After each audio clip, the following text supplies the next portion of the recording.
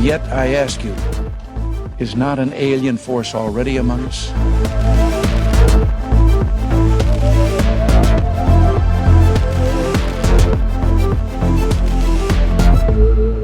Welcome to Against the Grain, where curiosity leads the way.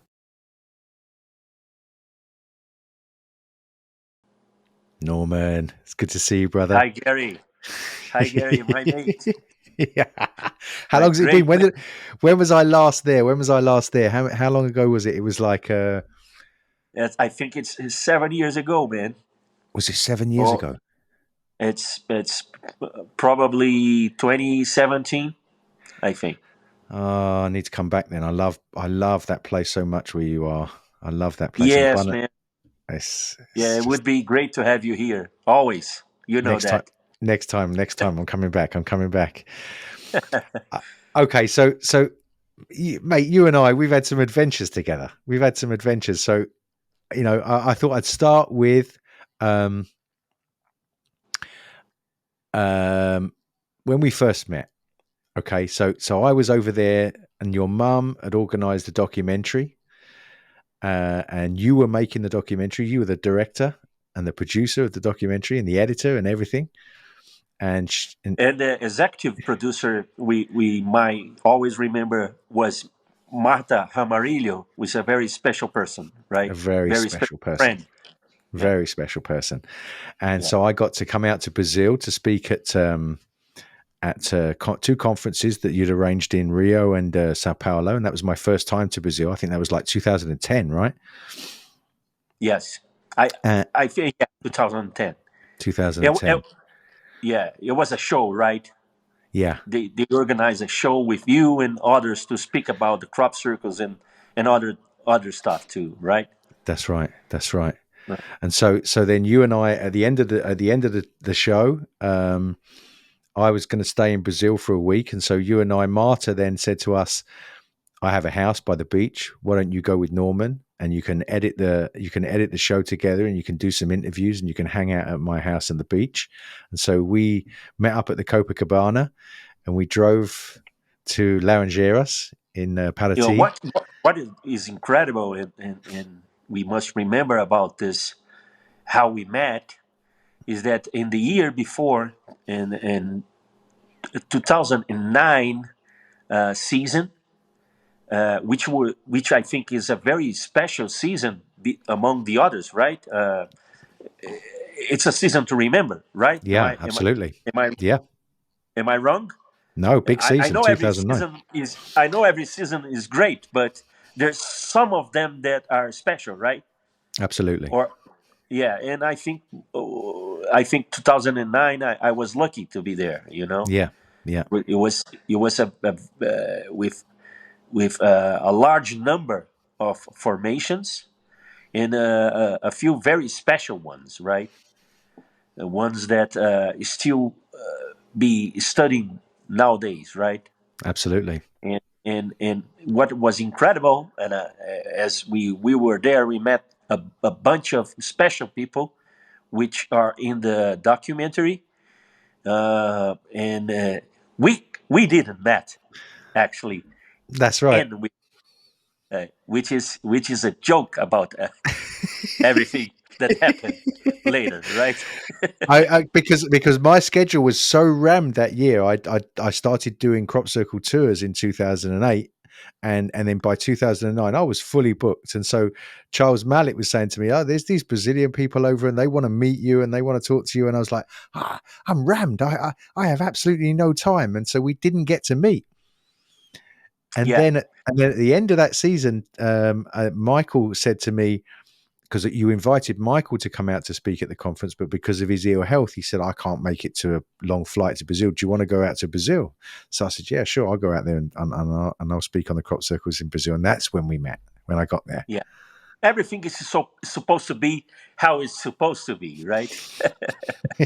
But one thing I should say about this whole thing too is that, for example, it doesn't mean much because I wasn't present in the Phoenix formation, right? Which was in the year before, right? Yeah. The Phoenix 2008. I'm pretty sure it was 2008. Yeah, my memory gets vague now because of the years, but I think it was 2008. Yeah. But because of the material you have sent it to me, and because there's so much that we have talked about it, even in Paraty, in the house beach, and we always talked about that formation in the little video that we made it over, and all the great scenes you recorded there. Yeah. When I see the work, it seems that I have been there. You know, it's Okay. it's in 2009. I was inside of probably 30 or I don't know how many formations, which I remember very well. But the closest one for me is the Phoenix. can you can you believe it? As I remember when you interviewed me in Paraty about it. Like we had the video of it there that I'd taken, and so I was able to talk passionately about that crop circle because of the quality of the lay inside, and I Yeah, had such good video that you could demonstrate that in your documentary, which was great. yeah, and I have fallen in love too, man. I'm sorry. I still I still am in love with that formation.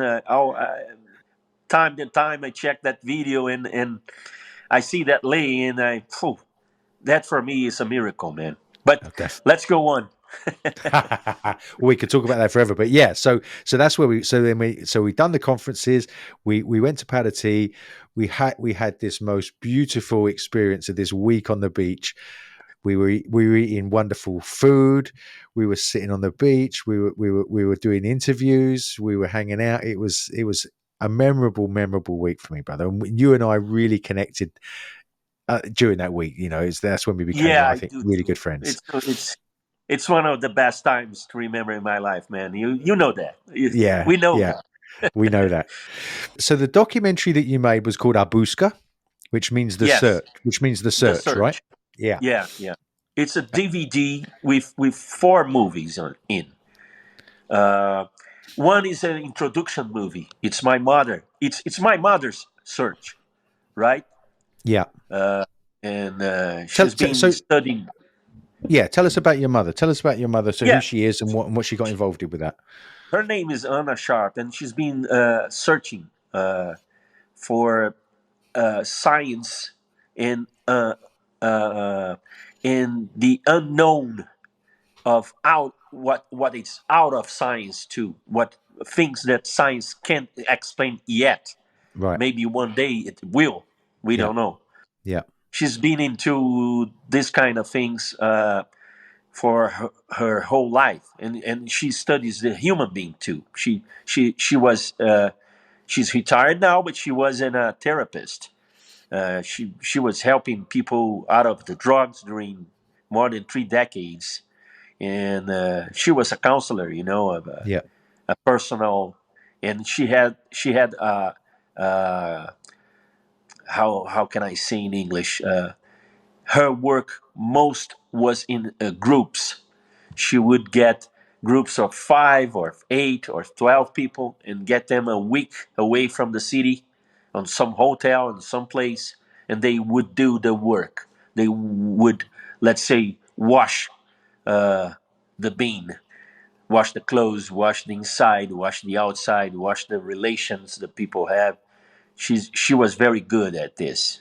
She was pretty well known in Brazil doing this kind of work. But Well, she was a researcher, and she was a lot into paranormal. How can I say in English? yeah, Correct. paranormal. That's it. Yeah, she was into these paranormal guys, which there's a lot in Brazil, Yeah. and she always said uh, to me and to everyone that 99% are fake, Yeah. you know. But there are some good guys. There are some true guys out there, you know. Some guys that they really have the touch. They really have something else. They really have, let's say, superpowers, you know. And uh, I believe it's so too, you know. And one thing that she always said too, that is important to separate. Is that the Separate. correct word? Separate. She always said that it's important to separate the entity, the paranormal guy, the, his practice from his human being, because we are all in the same planet, you know. What do you mean? Like That say that again. So it's always important to I'll give you a low get. example. Yeah. Let's say you have a great soccer player, you know, a great one. He's the best doing that. It doesn't mean he's a good person, you know. Okay. Okay. He's the best playing soccer, but it doesn't mean he's a good person. He can Okay. be a good person. He can Yep. be a great person, he can be great in everything. But it's important to separate what the people do with the in what they are good at from what they are as a person, or from what quality they have as a human being, as a person. It's not the same. It can be, but most of the time it's not the same. And these healers, people, most of the time they lose this perspective. Yeah. They start to treat them as heroes, Yeah. as saints, Yeah. you know. And a lot of times they get deception, because the guy has a great power. He's a healer. He's there. It's really happening, but he's not a good person. And And so if you so want to, we can talk about João later. well, let's talk about him now, because you and I we did a 2,500 kilometer road trip, you and I, and we spent a week with Joao. But you, when you made the film, you were out there for quite some time, weren't you? Several months. You stayed in the Posada nearby, and you filmed him, and you recorded him, and your mum interviewed him, and you know the things that man has done over the time that he was a healer in that area was incredible. He was worldwide famous healer.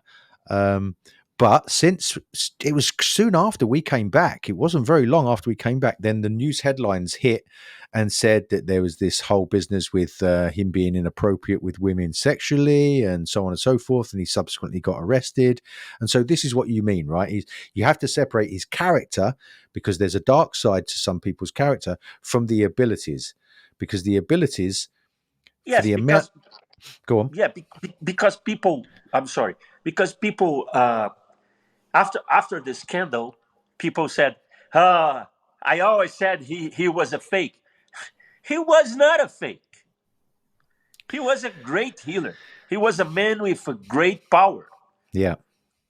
I saw it, because Yeah. I was not there only for a month in 2009 to record for the documentary, but in 2013 I was there for 7 months 7 months. That's right. Yeah. doing the work for my own self, Yeah. my for uh, You was interior working work. at your own healing.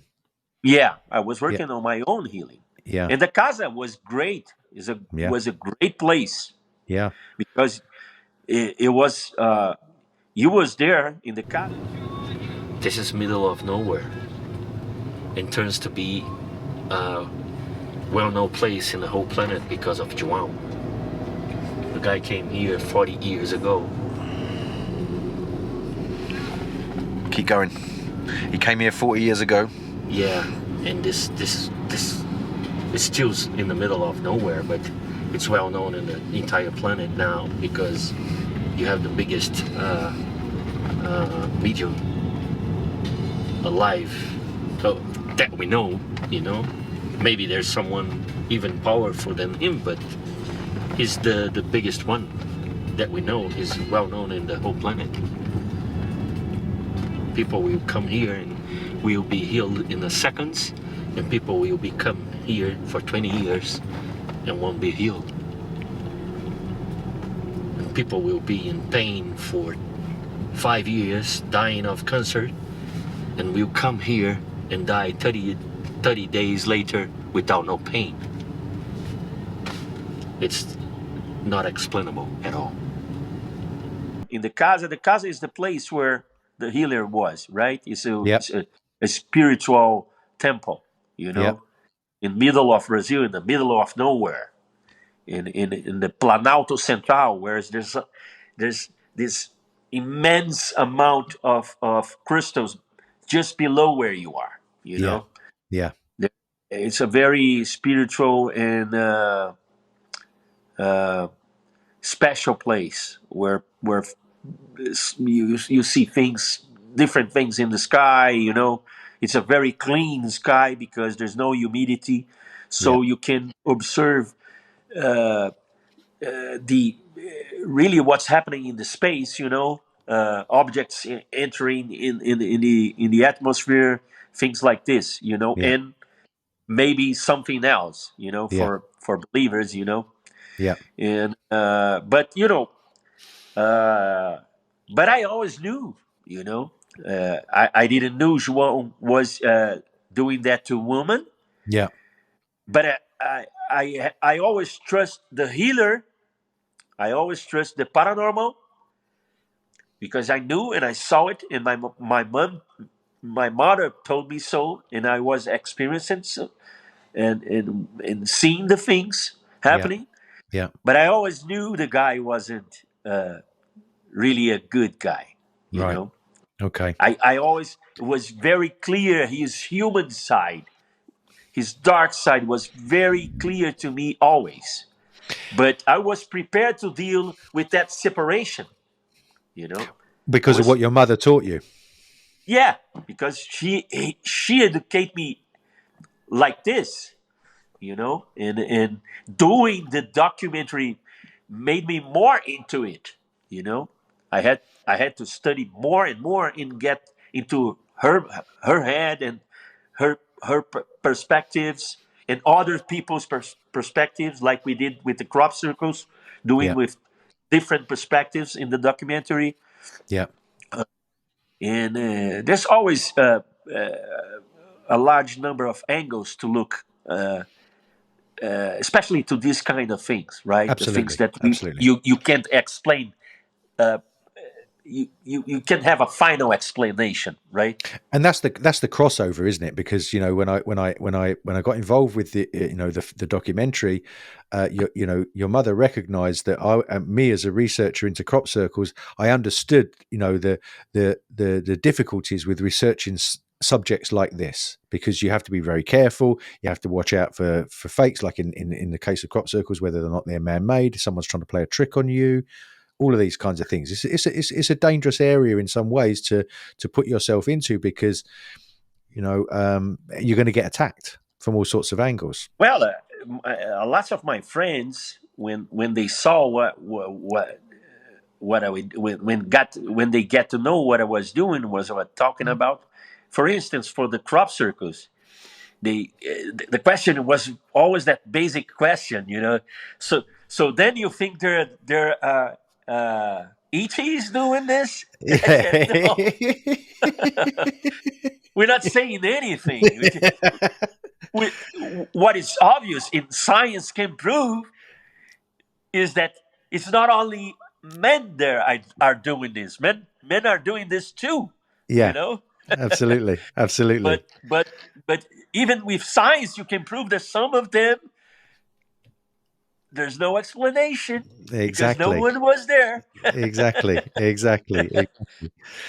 So So, with but they drought, resist. They they resist. resist. They resist, and that's normal. I mean, we talk about it with the crop circles. We say that some people, they need to have a get out. They need, because it can be heavy on the person's spirit. If they try to take on that the world isn't what they thought it was, it can be overwhelming. And so if they can just say, "Oh, it's just people," then they can give themselves a rest, and they don't have to worry about it or get It's anxious about easier. it. It's It's easier. easier. Yeah, It's easier, absolutely. and it's maybe in their head is less dangerous. Exactly. So we're happy that that's a way that they can let go and they can get back to the football.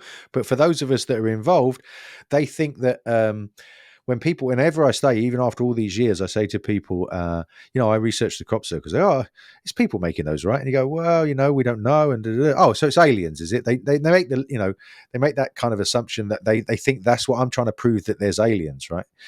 When you try to explain the middle road, you say, no, look, we don't know what anything is, but we investigate and we come up with questions, and there's questions that we can't answer, and those questions are of interest to us. That's it. Yeah, obviously. And for me, I go farther than that. I say, look, science can explain that some formations were not made by human, because with CSI you can prove that no one was there. Yeah. And there's so many other things that we have talked about it in all the other researchers in documentaries have shown the same things about what happens in the soil, things that happen with the plants. Exactly. So there's biology, there's chemical stuff happening that will show, hey, look, it's not that simple, At the beginning of your documentary, if I remember correctly, your mum speaks to a physicist, and the physicist says, I've looked at some of these things. I'm a scientist, and I've looked at some of these things, and there are things I can't explain. And that's really how the documentary kicks off, isn't it? Yes. That guy is very important. He's a PhD in physics, and he's one of the head guys in Brasilia University, which is the capital of Brazil. It's a very good university. Yeah. And he's helping us as a scientist. Yeah. Speaking like that. And now you see more and more guys like him. Maybe two decades ago, the science they were more straight. Yeah. They would believe only what science can explain. Yeah. And now you have very good and big science saying, hey, there's a lot more around than only science. Michael Glickman used to say that a lot of the scientists used to say, if we can't measure it, then it doesn't exist. But nowadays you got scientists who go, look, just because we can't measure it, it doesn't mean it doesn't exist. It just means we don't have the answers to how to explain it yet. But it doesn't mean it's not there. It doesn't mean that. In my documentary, there's a cliche of Michael. Probably there was a cliche, I think, that he probably didn't say that, made that phrasing only to us, I think. Probably somewhere off camera. Else. Yeah, no, in camera. He says the copper secret. If the copper secrets are real, science is dead. Dead. Politics is dead. Religion is dead. Because if the circles are real, and they are real, science is dead. Religion is dead. Economics and politics are dead. Social structures are dead. National structures are dead. Stupid, aggressive, military posturing is dead. So, so let's get back to John of God. I'll use the English phrase rather than Joel de Deus, because mostly to an English audience. No. Yeah. So we went there and I felt it for myself, and I'm going to play some video now for the people that are watching, and I have to say there's a disclaimer here that if you're squeamish in any way and you're scared of seeing some blood, there's some blood and there's an operation on somebody's eye close up. If you're in any way squeamish, then turn away now, because I'm going to play some video that Norman sent me from the documentary, which shows this healer John of God at work.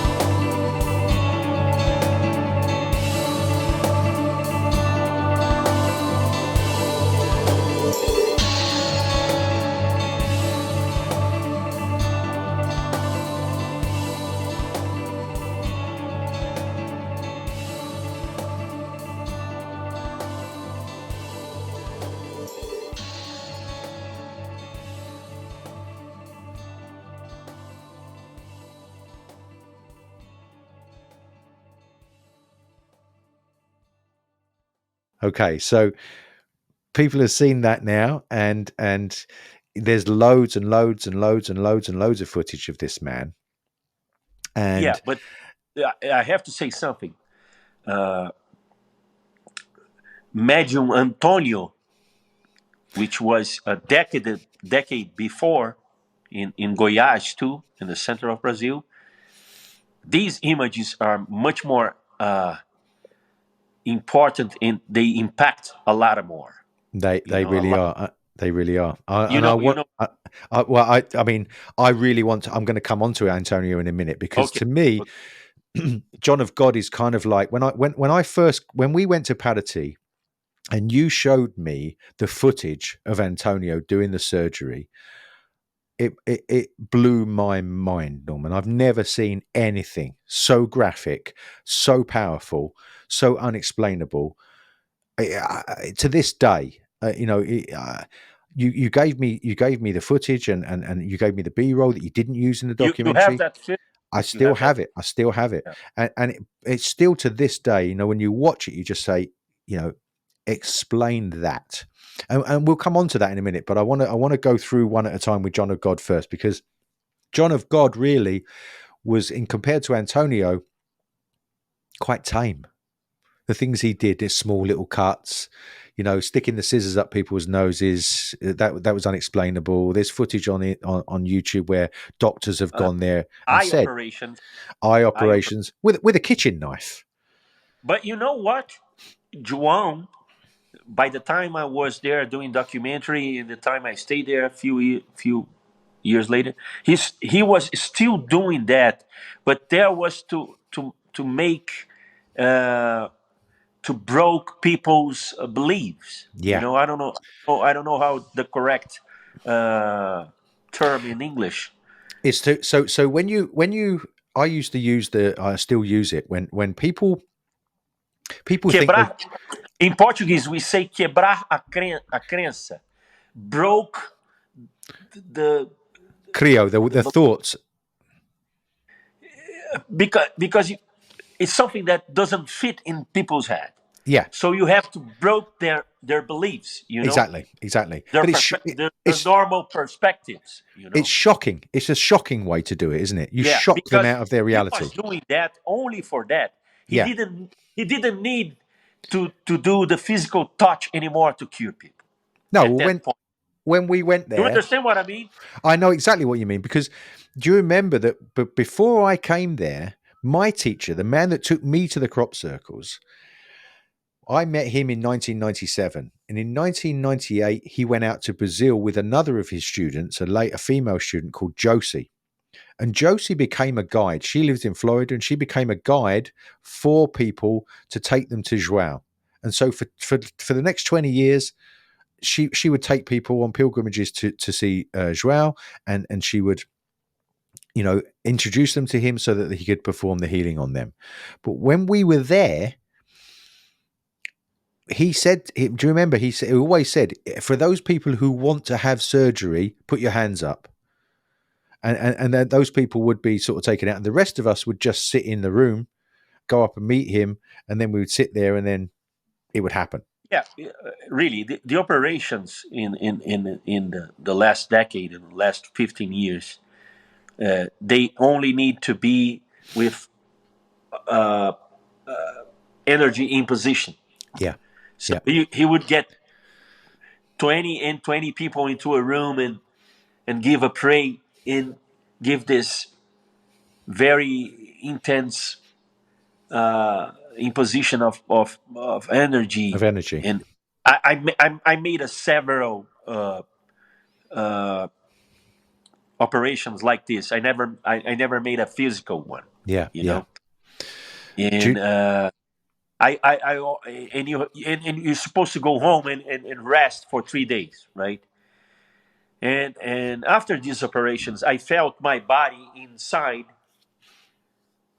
like I never felt before, and like I never felt after. Yeah. I really, it was almost like a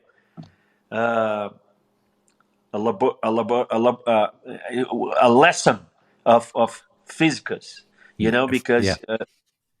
I could I could locate my organs inside. You know, I could feel my everything inside. You know, my heart. You know, my lungs. You know, I could feel things.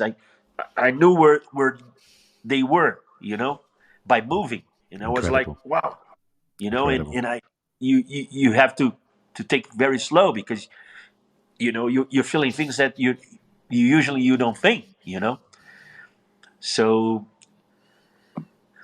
that's what I can say about the operations. You know, I really felt my body touched inside. And there were so many, there was a whole area of wheelchairs and walking sticks and crutches and things that people just threw away after they'd been there. Thousands Yeah, of them. yeah. Um, He could not heal everybody, no. And he would say but that. There was, but yeah, his rate of healing was very big, high. Yeah. good. One healing, I will testimony here. One healing that for me was very shocking and special. Uh, I was living there for 8 months, and my mother was sending people from São Paulo and Rio. She was encouraging people to go there and heal themselves. And one week she called me and said, "Hey, there's two guys from São Paulo going there." And I won't say that their names here, you know, but Hmm. uh, one guy, they were best friends. One guy was taking the other one. Uh, uh, one of them had a very large cancer, you know. He was taking his whole body, you know, and even with the medicines, uh, he was in a great pain, great pain. He wouldn't. He was already for a year and a half without sleeping. Right. He could not lay down. He could only sit in the bed, and he had thrombosis and in his legs and all kinds of stuff. He was taken by cancer, and the medicine could not give pain away anymore. The guy Okay. was in a great suffering, and when he got there, Joan looked at him and said, "He goes now to."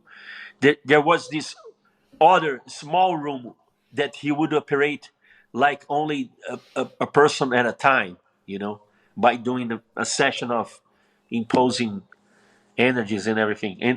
And Joan did that. The entity did that because who would do these things was not Joan. No. It's important to explain that. It's coming through him. He was incorporating several of entities, Yeah. you know. Uh, There was Dr. these are things- Fitz, wasn't these there? are all kinds of spiritual of lights, you know, that would his power was to receive and retain these entities to let them work. Yeah. So he had a very special body for that Yeah. because he was almost dying there, you know, almost having AVC, you know, Yeah. or a heart attack. Yeah. How you say an AVC in English? AVC, you mean like a A stroke? stroke. A Stroke, yeah. stroke. He was almost having a stroke sometimes or a heart attack because such as energy is inside of that body, you Yeah. know. But you know, he operate this guy, and I get a emotion when I remember this because this guy went to to to the posada Yeah. to rest in that night, And and for he those people, slept. those people in English, a posada is just like a guest house, a bed and breakfast. Yeah, a guest house. Yeah, a guest house. And he went to the guest house and he slept for almost 30 hours. You know, he went through from Friday afternoon to almost Saturday night sleep on a sleep. You know, thing that he didn't do for a year and a half. And he stayed there for 2 days and went back to Sao Paulo. 1 month later, his friend, his companion, called me and said he was crying and thanking me to receive them and to have them there, and that this guy was gone, he was dead, but he slept every night on those 30 days, and he didn't felt any more pain at all on Really? his last 30 days. Wow. We using no No medication. conventional medication. He was only taking those passiflora pills that you would get there. It's just a nerve Yeah. Yeah. He would give you some medicine herbs. that, Yeah. yeah, that you would buy there, and Yeah. and as you buy, so they say, as you buy and you take it home, it's I don't know how to say in English. It's transmutes. It It's transmutes. Yeah. It's like you taking the energy of that place that was there. You're taking it home with you with the herbs. But if you have your wife with you, you cannot mix the herbs, because once you take yours, something happened there that it's your subscription. Yeah, it's And crazy like this. But there was this also guy died 30 years later with no pain. 30 For me, days. that's a great healing. That's For incredible. me, someone told me, "Oh, so then he didn't heal him." I said, "Whoa, can you can you not see? Can you not understand what happened? You know, he took the pain out of the guy. He prepared him to go. To left the body. Without pain. Wow. That's a miracle. It's a miracle. But there's a bunch of other ones. People getting completely cured of other kind of cancers, and there's some people with HIV that claim that being cured there. All kinds of things. It's Gary. These things. Crop circles, healers, um, uh, spiritual things. Alchemists. We're gonna talk about alchemists as well. These things are hard to believe, Yeah. Of and course. even us, the Yeah. researchers, Yeah. which are open and prepared to believe, we get ourselves question the thing. Of course. Of course.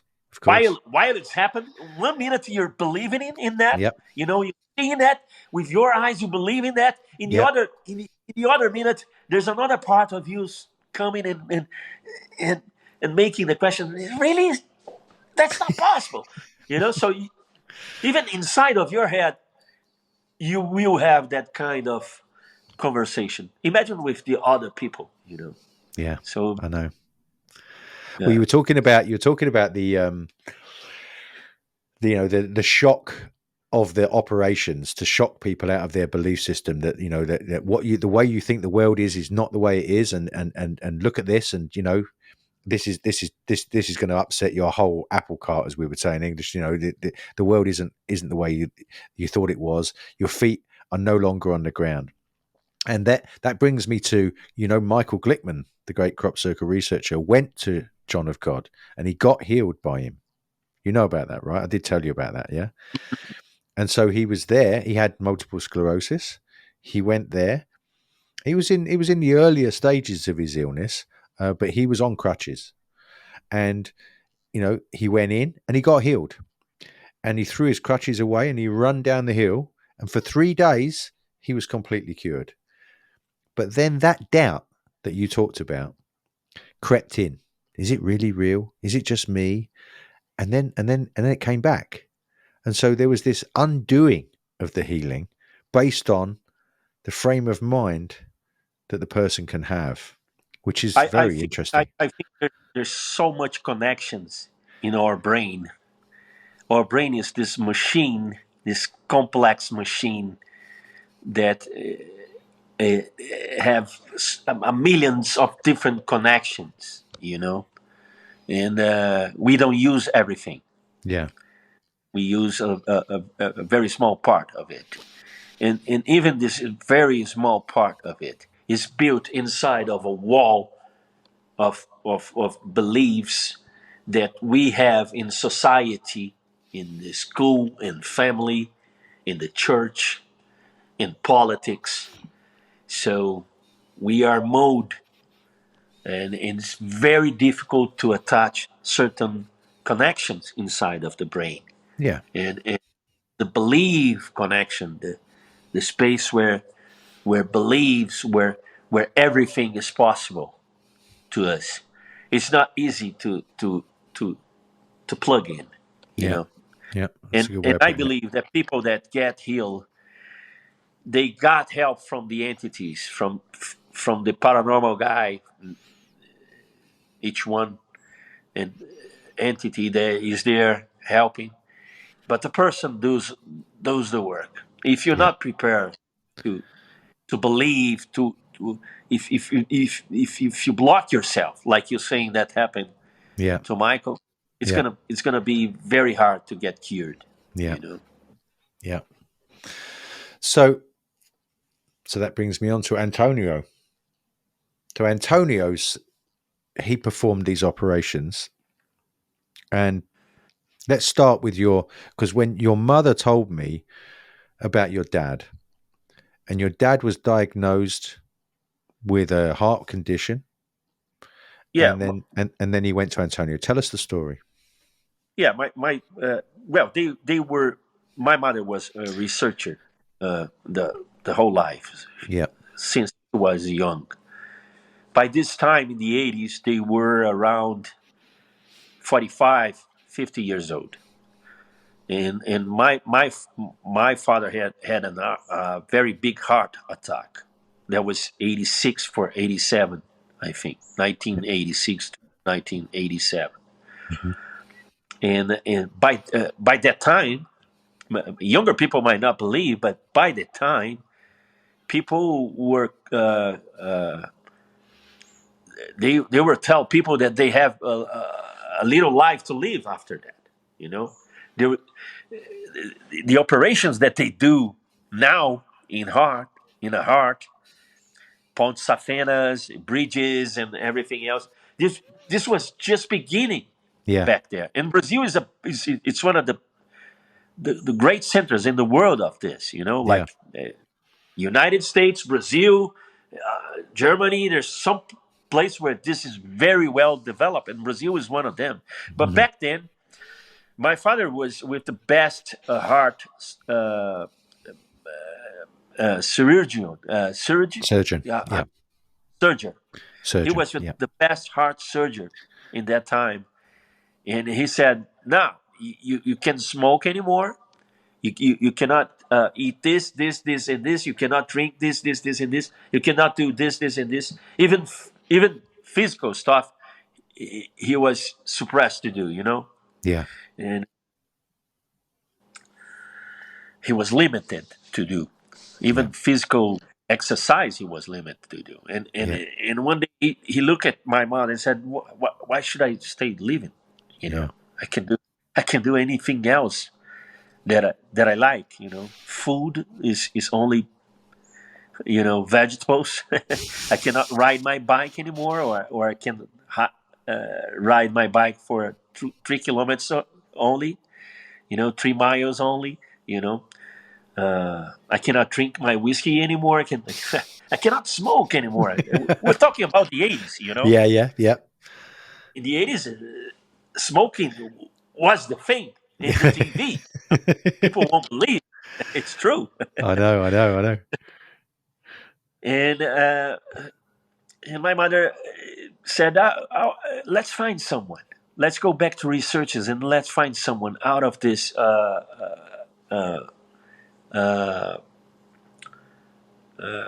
normal, let's say normal world. Yeah. Let's go to the healers. Weeks later, she comes to my father and say, "Hey, there's this guy that's impressing everybody. His name is Medium Antonio, and he's in the city of Palmelo, one of these small places, end of the world, middle of Brazil, middle of South Very, America. very poor area. Very, very, very poor area, small area, away from any big center, you know. Yeah, yeah. So there they went in a group of 7 or 8 people, you know. There was some entourage with them, you know. Yeah. Mm-hmm. And they got to Palmelo and they stayed there for. So there was just this little street and a few houses in the middle of nowhere.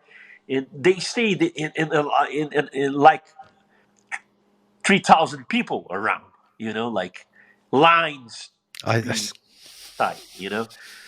And there was this house where he operates that he was operating like 20 people in the same time, you know.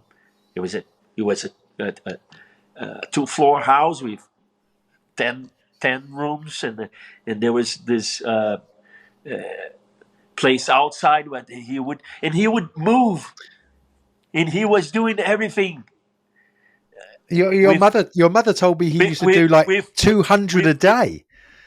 Yeah, with he was doing with surgical how you equipment. say tools. Yeah. So he was doing with surgical how you say surgical tools.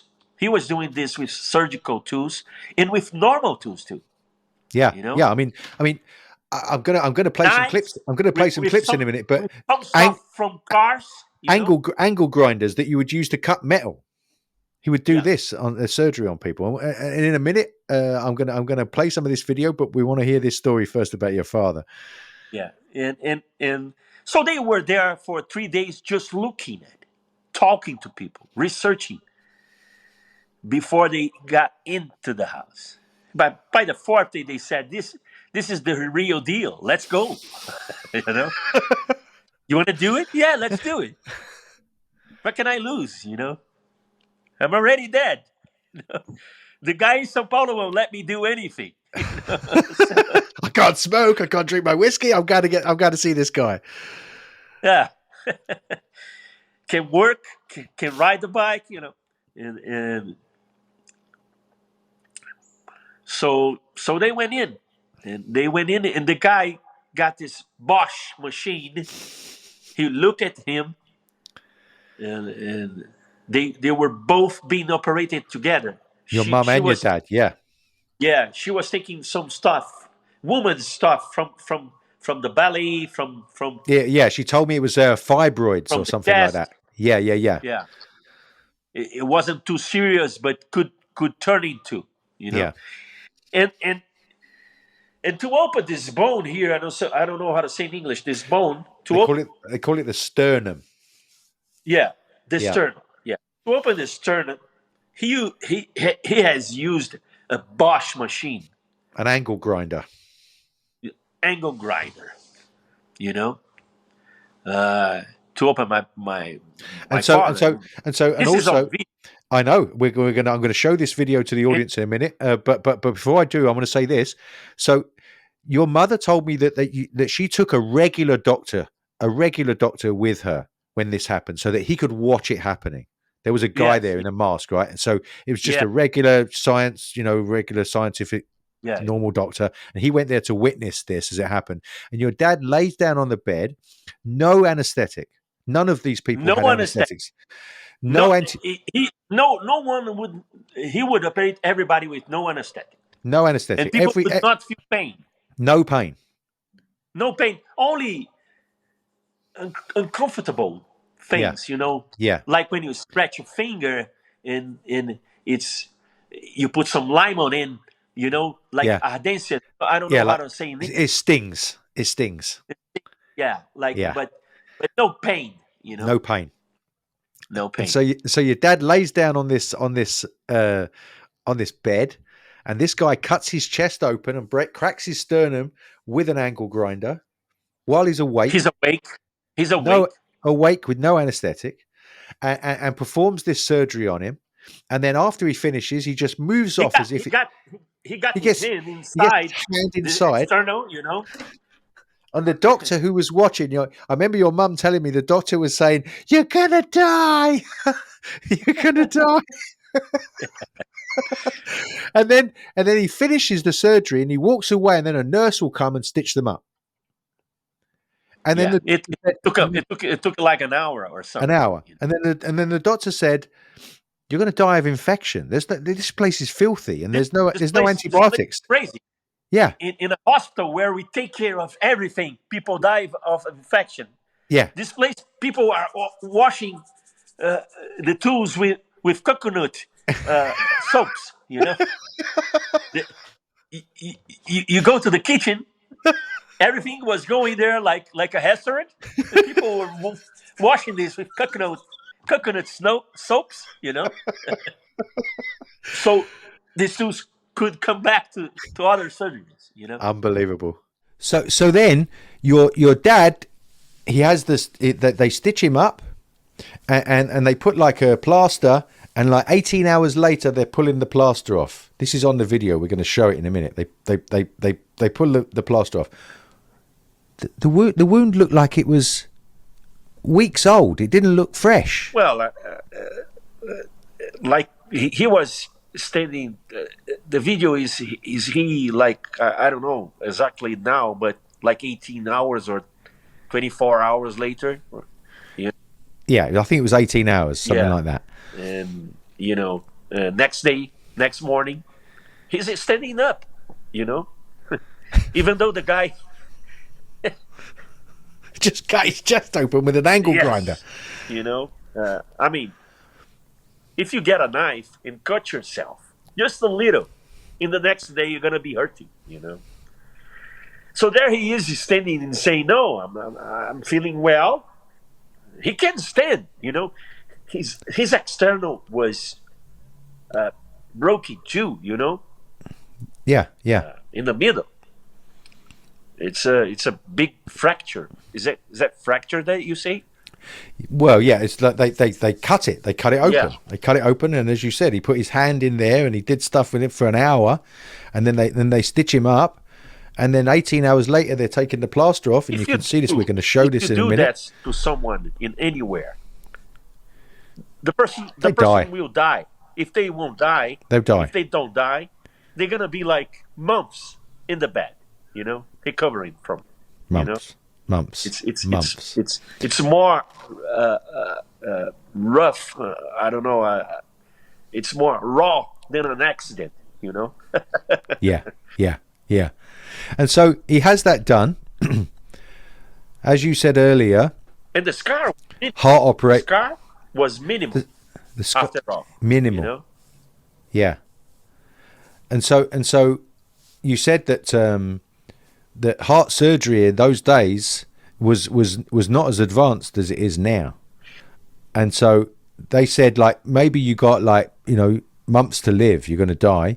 How long did he live after that? Heart surgery, right? Yes. Yeah. Well, yeah. He was like he was with a death sentence, for few years to go, months, few years. They don't know exactly, right? Yeah. The heart attack that he had was a very strong one, Right. So strong that surgery back in the end of the 80s, they wouldn't do a surgery. So they recommended all of those things: diet, no sports anymore, no more Saturday whiskey, no more cigarettes, No cigarettes. no more cigarettes, and cigarettes was a very common thing back in the 80s. Yeah. It wasn't treated as the poison that as we do now, Yeah. So then they decide to go there, and well, it gave him much more life to go. 15 years later, he had another attack. Then he went to the surgery in the hospital. It was much more modern.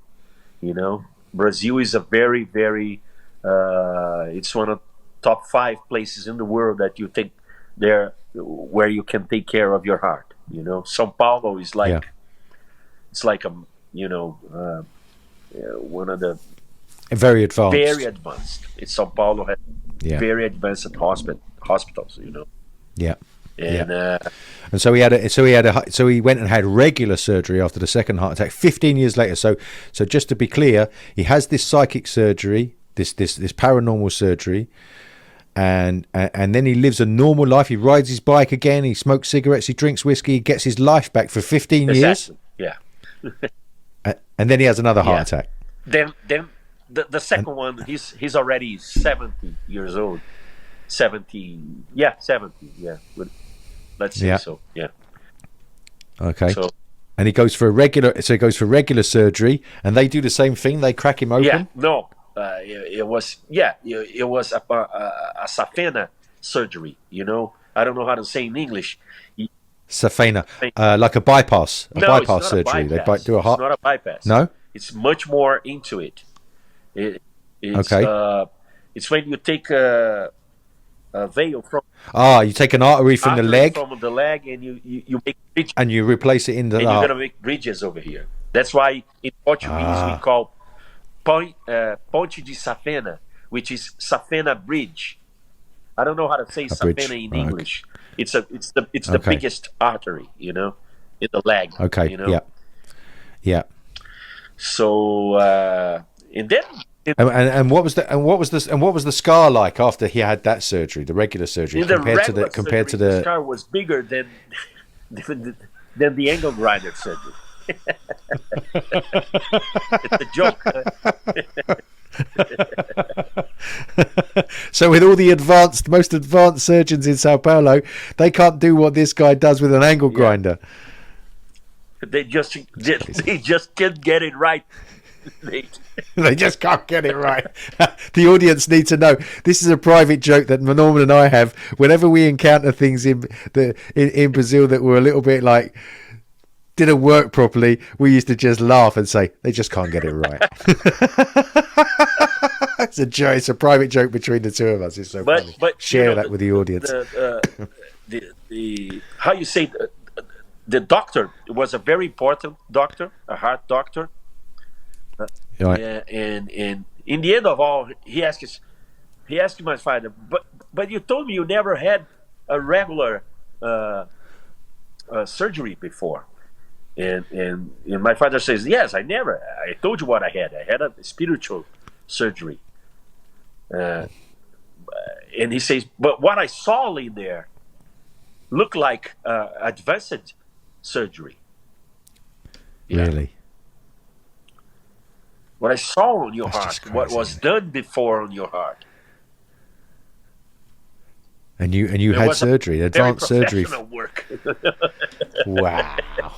Because it doesn't look professional when you watch it, does it? It really doesn't look professional. No. I'll tell you what. Let's show the audience now. Okay, I need to put a disclaimer here. This is graphic content now. What you're going to see. So if you're in any way squeamish, please look away. Don't or fast forward to the next part if you don't want to see this. But for those of you that it's not seriously, you'll watch worse in movies and stuff. So, but this is real, very, very real, and it was witnessed by a doctor. So I'm just going to show you now what he did to Norman's dad here. Take a look.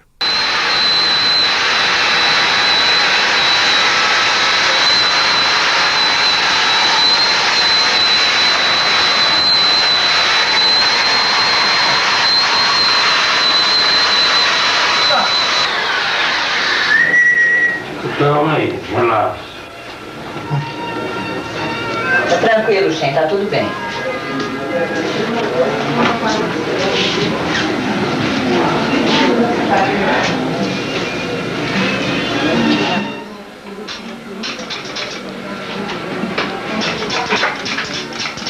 Tudo bem aí, Shen?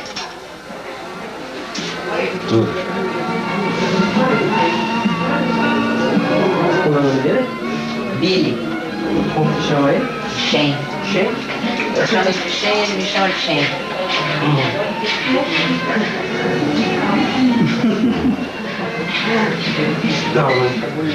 Doutor Ricardo, assim que morre, vai pra onde, hein? Não. Pô, isso é de acordo com o que a pessoa praticou na Terra, né? De acordo com o que ele fez. Tem filho, neto, tudo lá, né? Então a gente... Como é que tá, Vic? Tá bem, tô me sentindo bem. Como é que passou a noite? Muito bem, noite dormi Alguma inteira. dor? Não, nenhuma. Dor nenhuma, realmente nenhuma. Apenas sinto, quando faço algum esforço, sinto o externo, né, que foi cerrado. Mas não sinto dor nenhuma.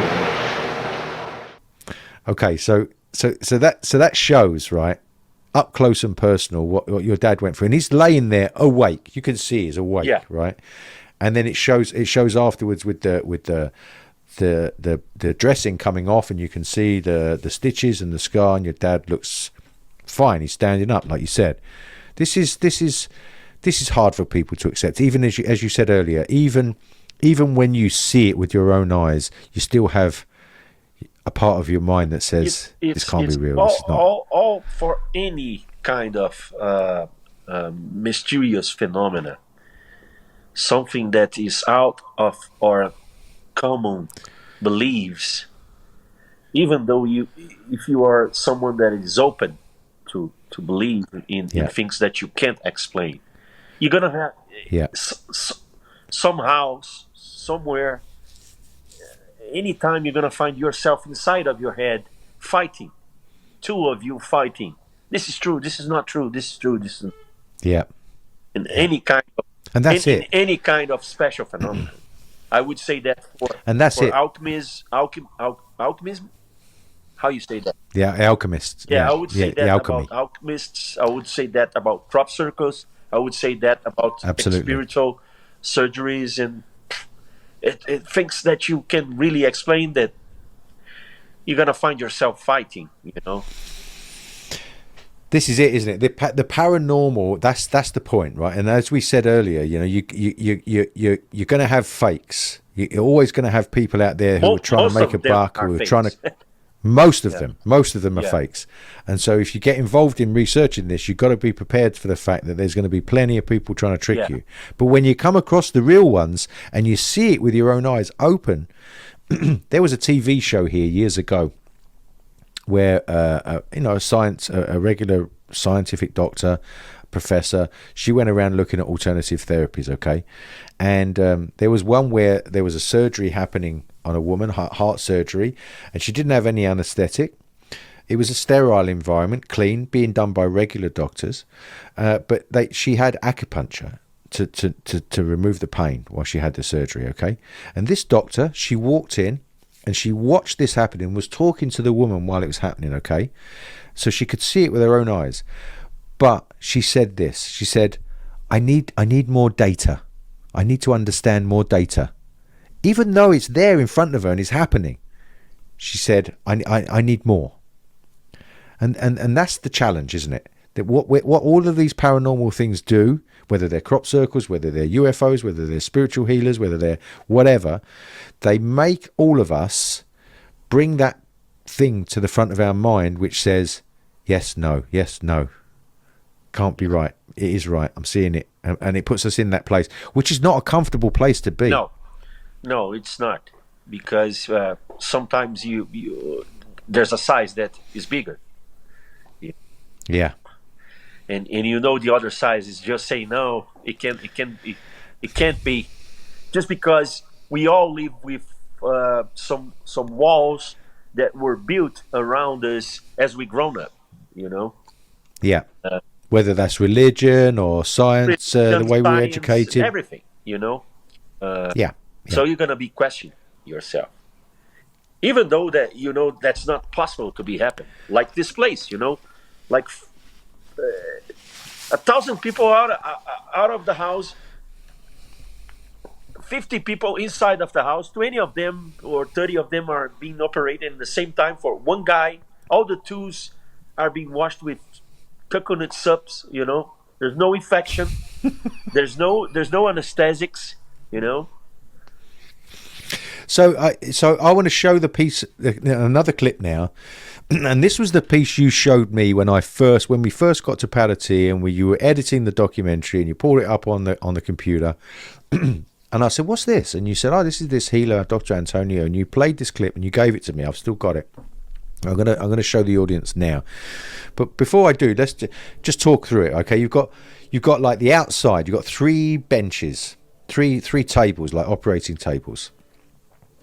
There's a small wall separating a lot of people all standing there like they're in a queue, waiting, watching. And he walks up to the first guy who's laying on his front. I think you said he's like a fish. Yeah. Because he cuts him. He cuts him open. Yeah. Talk us through that. He looks like an enormous fish, you know, because he's cutting the guy in the middle, like a fillet, right across his back. Because he wants to see his lumps, you know, like, and almost putting his head inside of the guy. Yeah. Just like Japanese. And you can see. You see, exactly. So you see, first of all, he cuts him with a scalpel. Then he gets the grinder, and you see the blood going up the wall.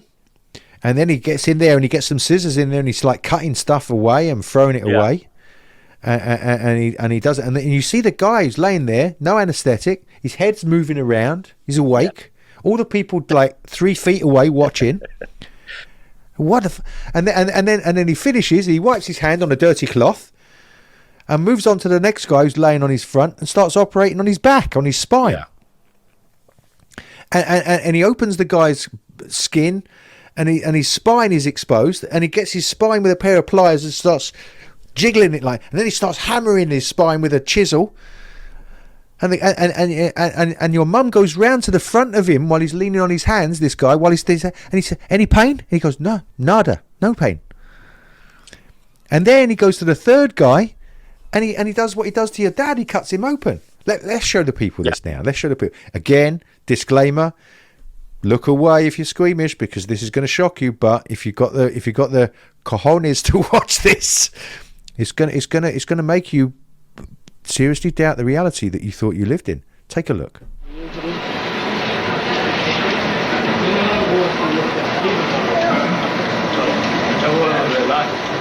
Tem algum sintoma? Posso lhe filmar? Posso filmar a sua operação?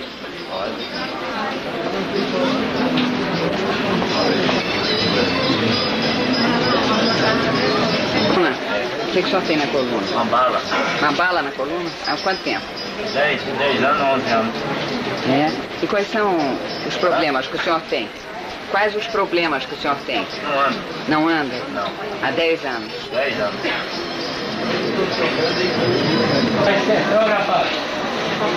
Não, larga aí, vai mais.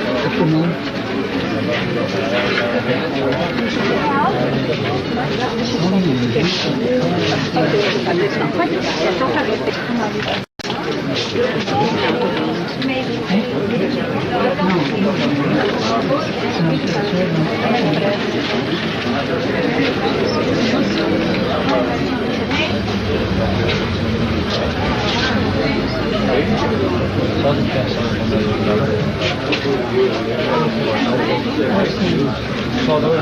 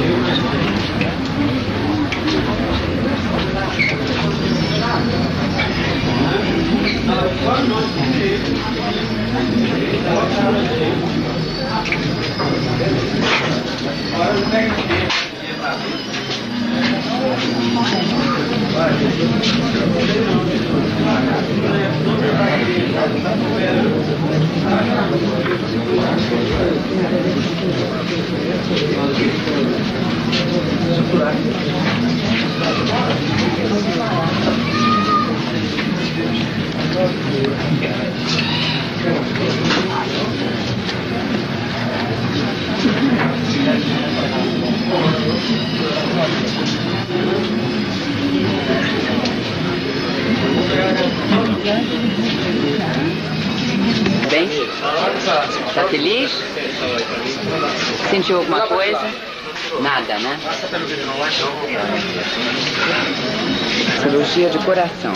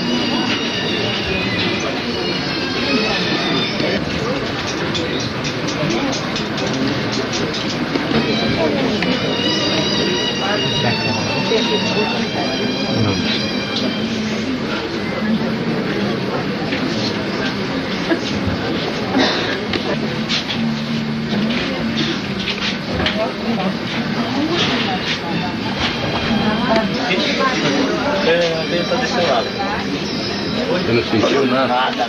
Tá começando a dar os pontos? Nada.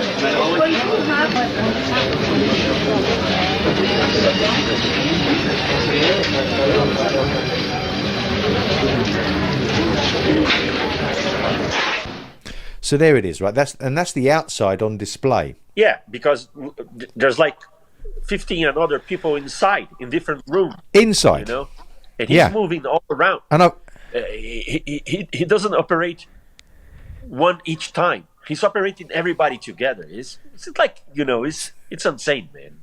It's something. I mean, it's great when he goes inside, and we've got that footage as well, and I'm going to show that again in a second. He goes inside, and it's like a butcher's shop. Yeah. He's just cutting people open. There's blood, and he puts a cloth there, and he puts his fingers in this woman's stomach, and he starts jiggling her stomach around. It's violent. It's violent. It's graphic. But if there's any, his method was very violent. Yeah, but people didn't hurt. They didn't feel any pain. As you see, as you see, he's violent, but it's violent. But there's no pain. But there's no pain. Now he said that he got possessed just by one entity, right? Not 20 like Joao. Yeah. The famous Dr. Fritz. That's Dr. a Fritz. lot of people, a lot of paranormal people that claims that a lot of healers claim to receive this one entity. It's a very famous entity all around the spiritual world. Yeah, no, we had a guy here. I went to him. His name's Stephen Turov. He was well known in this country. He was in the east of the country, and I went to him and had some psychic surgery done by this guy, just because I wanted to more for research than anything else. I had a slight problem that I went to him with, and he came in and he didn't cut me or anything like that, but it's like he just sort of put his hands in my stomach and then started pulling stuff out.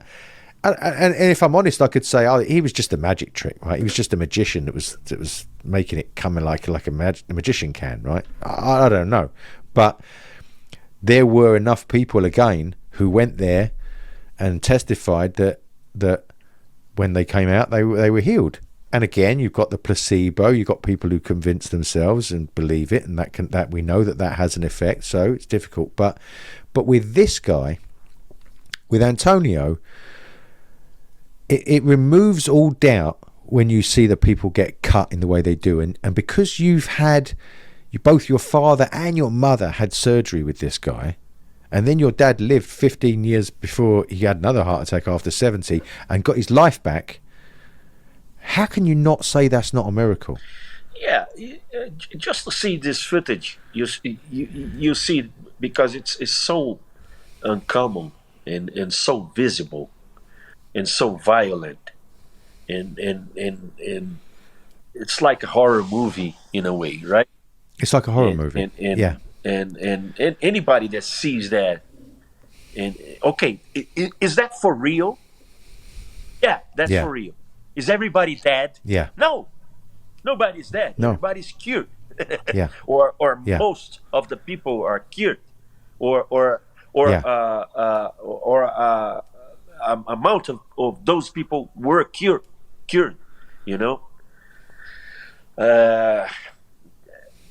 It's a miracle. I'm going to show the last part of the footage now, a little clip from that where he goes inside and starts working on some women, and then the last part is beautiful because the two guys that have had the surgery outside, the guy with the back and the guy with the chest, you see them there with a bowl of soup being led off to have a rest with the nurse, like just walking off. it's and that bit makes you smile because you see that they're okay. Yeah, he's got a bandage on, but you see that they're okay. He's having a bowl of soup. The footage in my father the next day. Your father? I feel good. I don't feel nothing. I feel. Yeah.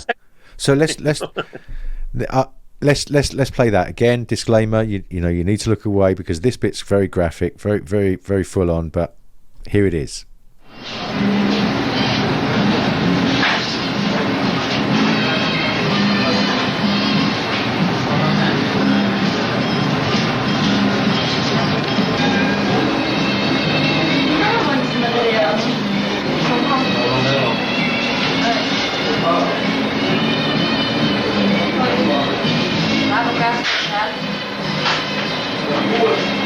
Não pode chamar a atenção.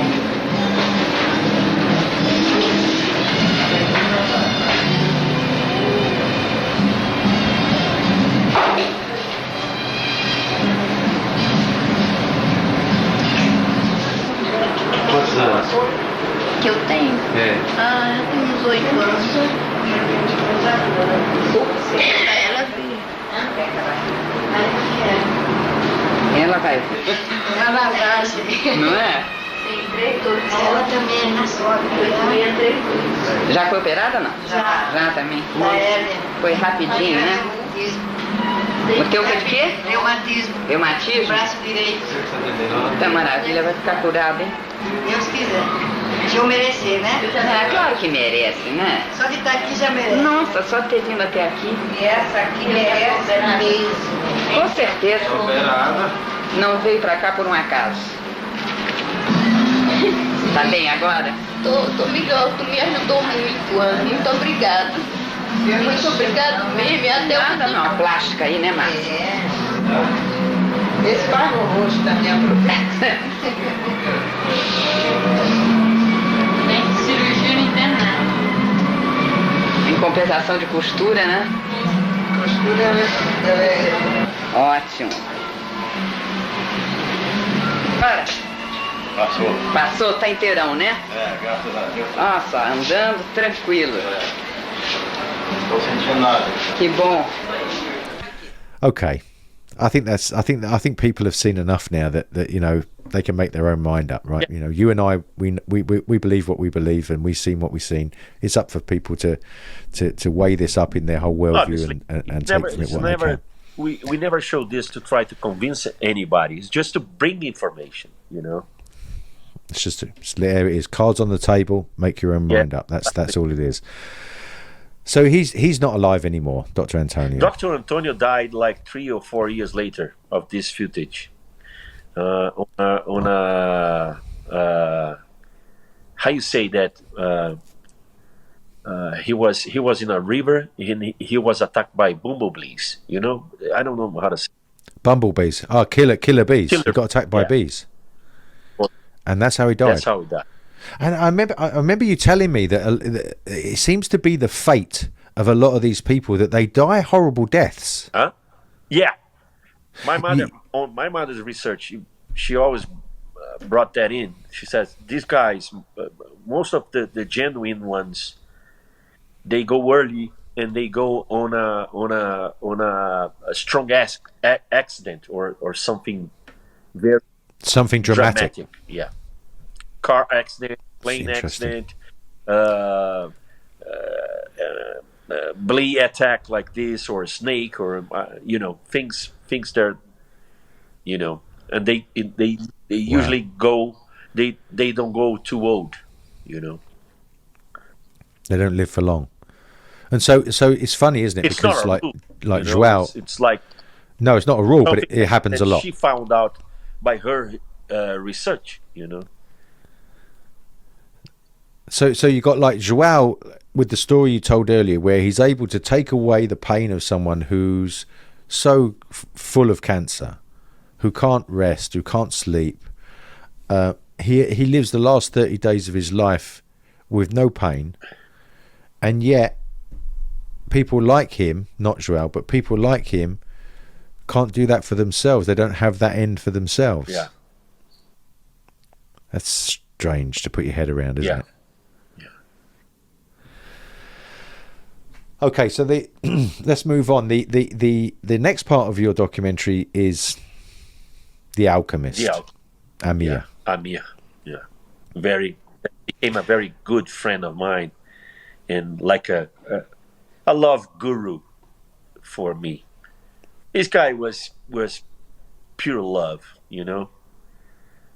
Nobody is 100% pure. He wasn't too, and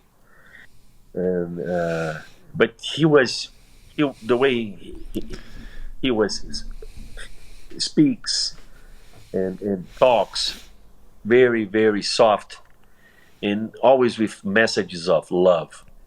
And he was an alchemist, So when you say an alchemist, tell people what did he do?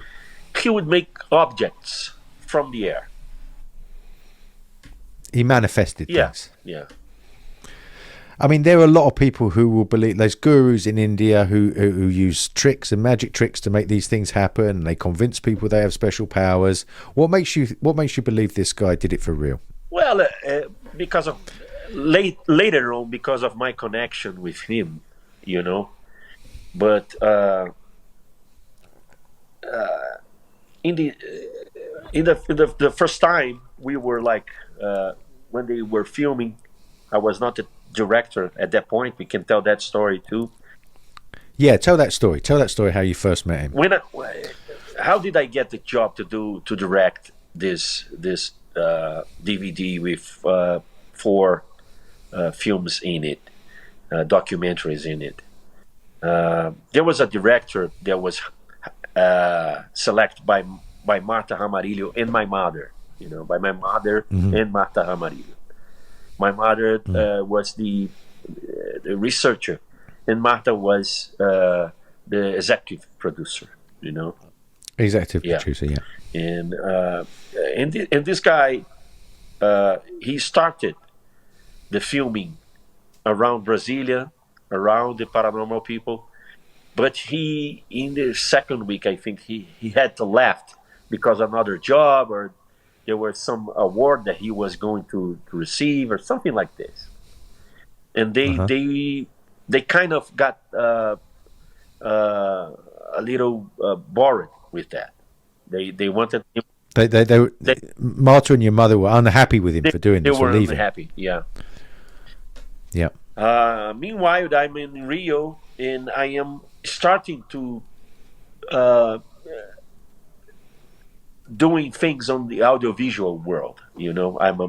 Because you were a musician, you were a session musician for many years. You worked in Miami, you worked in the United States. You were a very good guitarist, and you worked for many years in. But now you're moving into audiovisual work. Yeah, I'm beginning. I'm starting to change my life.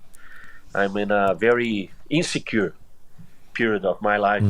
Then my mother calls me and say, "Hey, there's a good window here. The guy left us. We are very unhappy. The second director is going to take over. Why don't you come? It's more open to you to be around and learn. More humble people, And so I went there, and I got to Brasilia right where they are beginning this set. With Amyr. Yeah, they are beginning. The set is already. It's ready. They are ready. The interview is already happening. Like for 10 minutes, and I get in. I stuck back there and stayed like there, So you're like behind the cameras. Nobody knows me in the room. Not even Marta knew me at that point. Yeah. Really? Okay, I didn't know that. So there I am, and that's how I got the job. so we'll play this clip. We'll play this clip for people to see a little bit of it. But so there's the cameras. Amyr's sitting there. People are sitting around, and he's doing his show. He starts to do his show, where he's going to start making things appear. Actually, what I knew from him later, and even in this interview, he says is that he was not always in control of it. 99 or 95 or 99% of the times, it was a natural happening. It just comes. Yeah, it just comes. Obviously, when you have all the conditions and you prepare, he would prepare himself. But lots of these phenomena would happen to him in work, in office, and people would get scared with him. Like the oil, right. Like objects coming in, coins. Yeah. And he had problems on his social and professional life with that because he wasn't really on control. But when he was on a dinner, on an interview, or with a group of people to talk about that was more common to him and more easy to him. Okay. And he knew that would happen. But there they are in the interview, and in the middle of the interview, he says, "Hey, the first one is coming. It's coming. And people, wow, what? And he's using his hand. He's coming. It's to him. It's to him. Who is him?" So then I look around and say, "Who? Me? Yeah. Who is him?" Then my mother says, "He's my son. He's just got from the airport." Everybody's looking at me, nobody knew me in the room, big room, 25 people, I don't know, you know. And so here comes the first one, in his hand, and it was a coin. You're gonna show for people. I'll show you the coin. Yeah, and it was a coin with the image of Christ. Now that meant something to you at that moment, didn't it? It did. It was very personal. It did because although I was educated as a Catholic, I was never into going to churches. I mean, right. I've been into lots of churches. But you wasn't a regular. You didn't go Sundays. You didn't pray at churches. You wasn't a part of a church community or anything like that. Okay, I have to apologise there. We had an internet issue where I got to say, where Norman is sitting right now, he's on top of a mountain that's made of crystal in the woods right next to his house. You walk through this little pathway and there's a crystal that you can lay on. I've done it several times. And so his internet connection, his Starlink, you've got Starlink, Elon Musk's Starlink there, and it's reasonably fast, but the upload to the server here for the recording is a little slow. So it's cut out on us a few times when we've been recording. So this time we're being a little careful, and it cut out then. So we had to wait for the upload to happen, and we're back now. And we were talking about the alchemist Amyr, and how you were going to go into the story about how you got the job to become the director of your mum's documentary A Busca. So let's carry on with the story. I was telling the story at the point where I got there, in the interview is already happening, and the first phenomenon starts to happen. The first object is coming. That's right. To his... And he calls you, and your mum says, that's my son. Yeah. He says, "Hey, it's coming. It's the first one. Let's see it to who." And he looks at me and says, "It's to him. I know it's to him." And he's struggling with his hands, and then there's this coin, and in this coin there's an image of Christ. Yeah. Right? And we said this, and that meant a lot to you. You were saying that you were brought up a Catholic, but you were not a devout religious person. You'd never been a big religious person, but at that time in your life, the symbol of Christ actually meant something to you because you were going through some challenges. I was never too much into church rituals, but I always been around by praying, making my talk with God or Jesus or other entities, like now a very powerful entity for me is Nossa Senhora de Aparecida from Brazil, And we've been there together. It's just like I have some, I prefer to have a straight line with them, Yeah. So that's how. So in that point of my life, I was a lot of talking and praying to Christ. It was my main moment with Jesus Christ. I was thanking and asking a lot, and hoping that my life would have good changes on my life. Right. So then this guy that doesn't know me, doesn't know I just got there, doesn't know I am Anna Sharp's son. He makes out of his hand this very impressive old coin with image of Christ. So everybody got a lot, very emotional to see that, and I was crying. I was very emotional. And I think that was the moment where my mother in Marta Ramarillo found that I had something to do with the documentary. Okay. And the whole thing that was happening in A Busca, Right. Somehow I think that phenomena affected them to later on, like 2 months later, say, "Hey, you're gonna be the guy. You're gonna carry this on."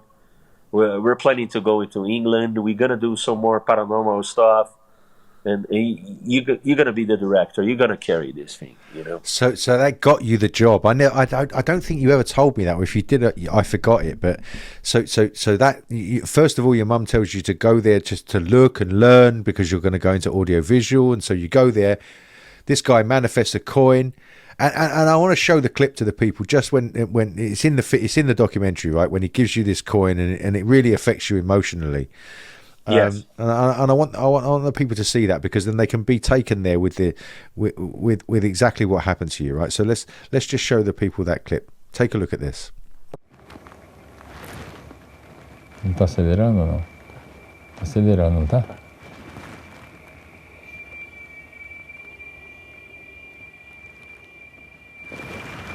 É transporte, tá? Qual é o seu nome? Norman. Norman, né? É transporte, viu, Norman? Você vê o que é. Olha, por favor, para minha vista o que é. Tente ver. É uma imagem. Tente ver o que é. É Jesus, eu acho. É? Eu acho que sim. A imagem de Jesus ou de Deus. Tente ver para minha vista. Olha aqui, a vista não dá. Nossa, que coisa linda! Tenta ver se você pega aqui. É uma imagem de Cristo, que coisa linda! Ui, você, é tremendo. É você. Dá para pegar? Ai, que lindo! Você, pai, por gentileza, você vai mandar, como é que fala? Fala em trasuar em prata. Ai, que botar uma prata em volta? Em volta. E você usa com corrente de prata. Tá. Tudo que brilha. Tá. Que é o que nós chamamos de Cristo cósmico. É Cristo? Dá para pegar a imagem? Cristo cósmico pegou. Dá? Olha a equipe inteira que está chorando, porque todo mundo assistiu emocionado. É Cristo. Você foi contemplado. E tem alguma coisa do outro lado? Tem? Tem a Eucaristia. Eucaristia. A Eucaristia que é o pão. É o pão que nunca vai faltar. É o pão da vida. Tá? É o pão da vida. É o rosto de Cristo. É o Cristo cósmico. Amém. Eita. Muito obrigado. Amém. Amém. Ei, coisa boa. Isso é bom demais. Ele veio. Tem cheiro, Cristo cósmico. Vamos agradecer a divina presença, né? Vamos agradecer a divina presença. É o rosto.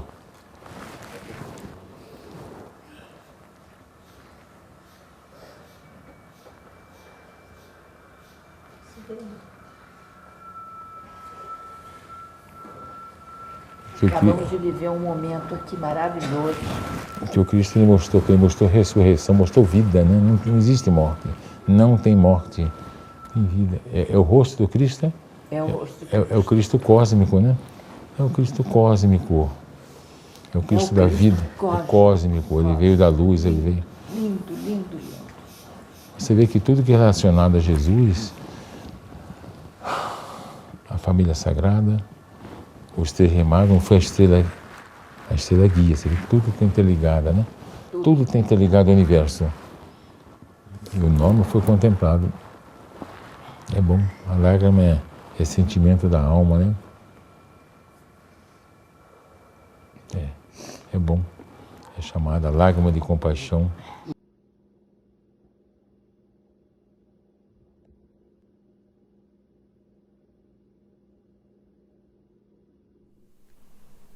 So, that really, really moved you.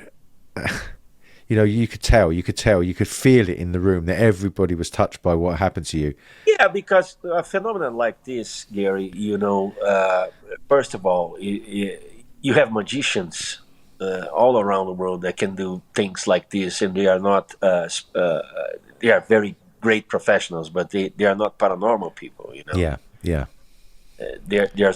They're only fast with their hands, But when something like this is happening, for people who are more open-minded and more experimented in things like this, you can feel the energy. You can feel it. You can feel there's something special in there, even though you always go into that game that we were talking with your head. With your head, yeah. Yeah. Your head is always divided. for a phenomenon that an alchemist like this, the guy is making lots of objects, Jews appearing in front of everybody. Juice, like you mean the oil?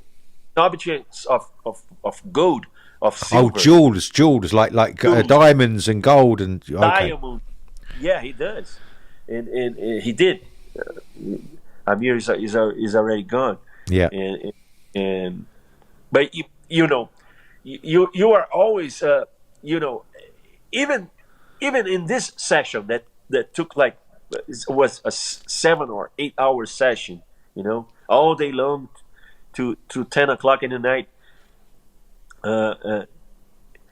Even what you just saw, me emotional and true believing in that.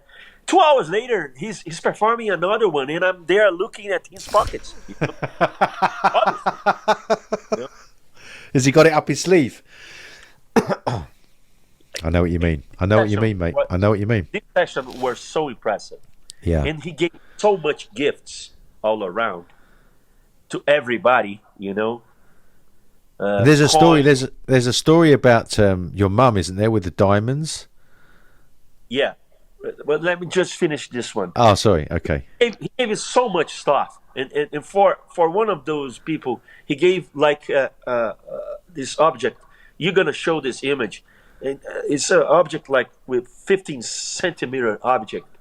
With it looks like an Egyptian mumia or something like this, Okay. Of stone, and he gave so much gifts all around, and he performed that so many times, and he had no wallet or nor anything. Just his pockets, You were filming the whole time.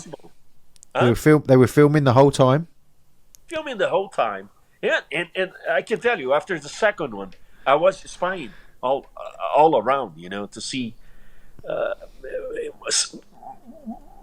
One of my sides was spying.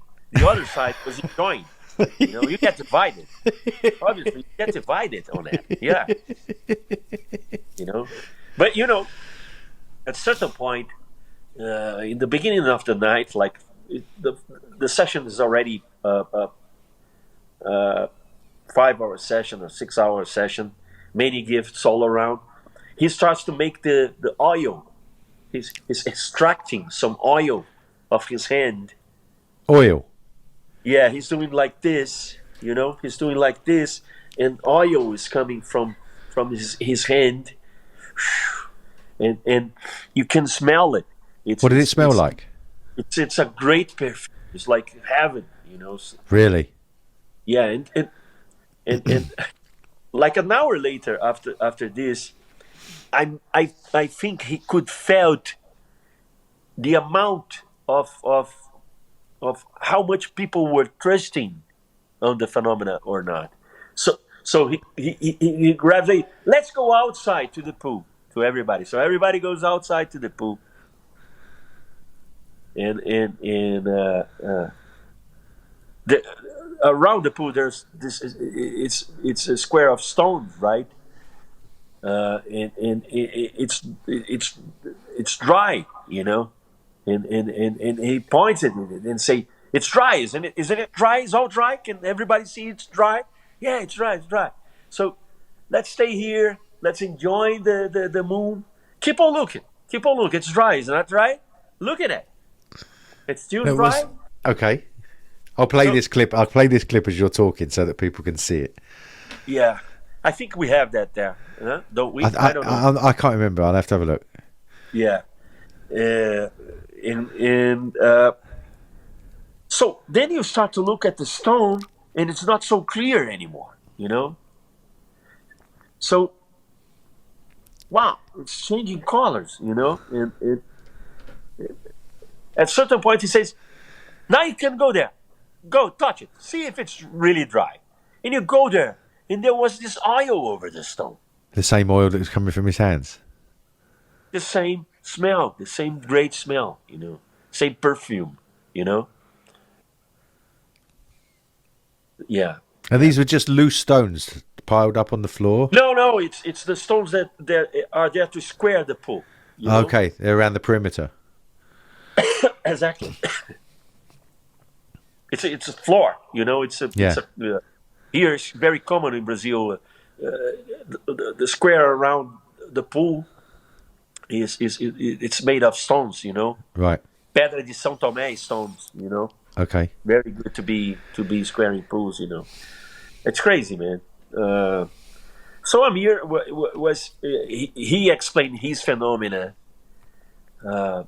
saying that everything was in the air, you know, that metals, chemicals were flowing, water, it's all in the air, it's all in the oxygen.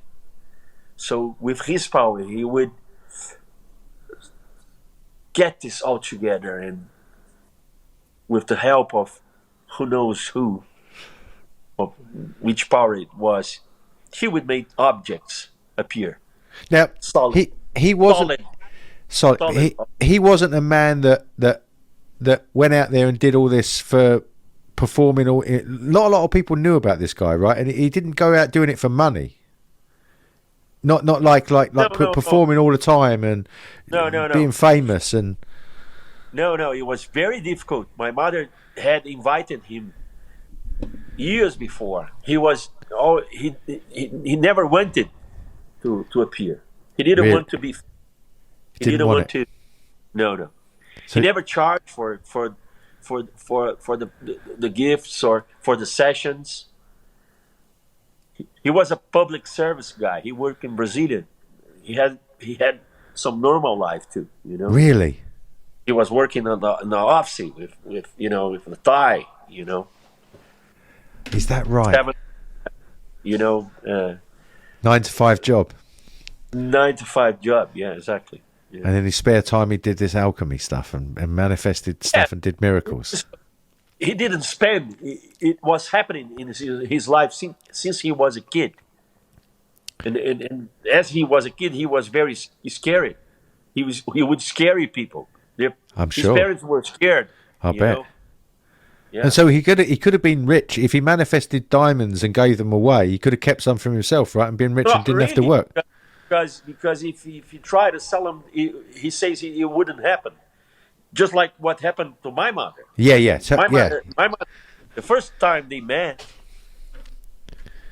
it was a session with my mother and 2 other people, and he was giving lots of things to my mother, and he made like 8 diamonds, small diamonds, to my mother. He told her, "This is genuine." Yeah. But there's no. This is not the value of a diamond. You deserve these diamonds because of what you have inside. Right. So as a researcher, my mother took it home in a month later, took it to a specialist, a specialist, Yeah. to check what those stones were, and those were true diamonds. The guy told my mother, "Yeah, you got a little fortune there. These are honest diamonds, So she took it home, got that in the safe, and in time to time she was going to look at these diamonds, and a year later she looked at them and said, I think these diamonds are smaller, She got some, that in her mind, and then she started to look at it frequently, and like 6 months, a year later, they're gone. Completely vanished. Smaller, and they're gone. It's nuts. So later, she got to Brazil. She called Amyr. They got together, and she asked, "Hey, the diamonds were gone." and he was for a minute, laughing off her face, and said, "What? You had checked them, right?" I told you this wasn't about money. This was about how precious you are. Don't worry, it will come some more to you. And it came, and she didn't check, obviously, and she has it. She still has it, you know. Well, she hopes she's doing it. She can't check, otherwise they get small. No, she can. She goes there and she can look at them. But she can't get them valued. She can't take them to get some specialist. Yeah. Okay. It's just crazy stuff, isn't it? I mean, you know, you can understand why people have trouble believing any of this stuff, but you've been there. Special with this phenomena that Amyr does. Because there's so many fakes. Well, there's so many fakes, as you said earlier, in everything. There's professional guys who do this and do very well. You know, manipulate objects and make them appear. You know, and it's not a paranormal or a special thing. It's a professional ability, very great ability. Magicians, we have to respect. You know, one of the things that, like, over the years when I've been doing my crop circle research, you know, people say to me, you know, you should write a book. I tell stories and they say, oh, you should write a book. You know, you should write a book. You should write a book. And and one of the things that we get accused of is that we're just doing it to fool people for the money, right? Oh, these guys they're just selling their books, or they're selling their T-shirts, or they're selling their whatever it is, right? So I haven't written a book, right? And I've sat down. I've written loads of things. I've written a book, but I never published it.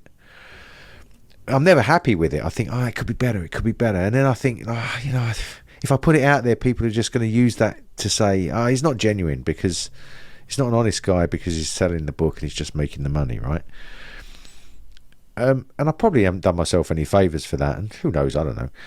I want to write a book eventually because I want to just, you know, like, put all the story together, and I don't care if anybody buys it. I just want it to be on record. You know, these things. A statement, right? It's a statement, yeah.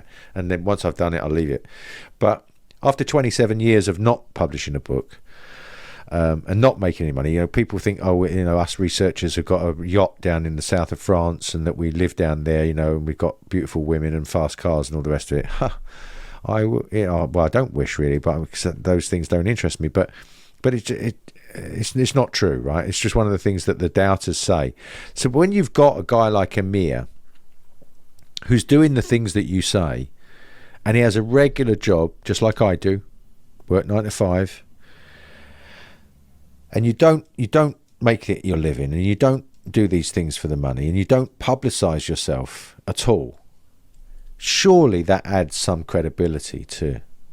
Yeah, obviously. But, you know, Amyr, like every other paranormal, was human too. You know, he was paranormal.